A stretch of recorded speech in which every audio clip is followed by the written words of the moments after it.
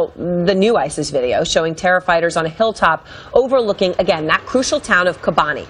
ISIS fighters in the video say they will capture the city despite airstrikes. Jim Sciutto is out front. And Jim, I guess this comes down to the crucial question of the airstrikes, because it seems they have been ineffective from stopping ISIS from gaining more ground.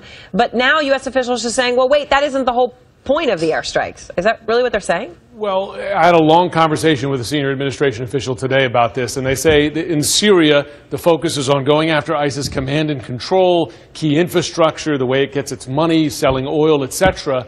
That cities like Kobani, as much of a tragedy as they are to watch, are frankly not the focus right now. And that goes for Kobani, but any number of cities now that are either under ISIS control already or being threatened by ISIS.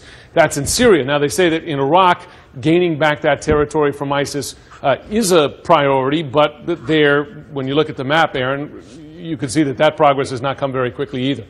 I mean, you see those numbers. I mean, I've got 271 airstrikes in Iraq, 116 in Syria. That's a lot of airstrikes, and it's a lot of money. $62 million, that's just for the munitions, not, of course, the airplanes, getting the people over there, etc. But let's look at the map then, what those strikes have accomplished. Here's Iraq before the campaign started. 60 days ago, ISIS at the time controlled 13 cities. So here is Iraq. 60 days later, ISIS now in control of 14 cities and towns. The one they've taken on is the town of Heat, which is just to the west of Baghdad. Ramadi, a key town between Baghdad and Fallujah, that's now being contested between Iraqi and ISIS forces. Let's look at Syria.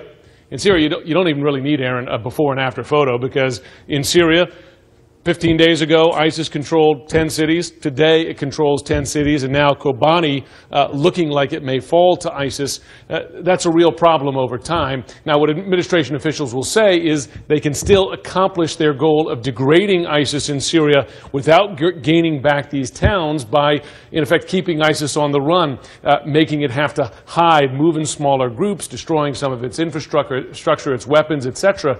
But in terms of measuring success in territorial terms, it's frankly hard to see.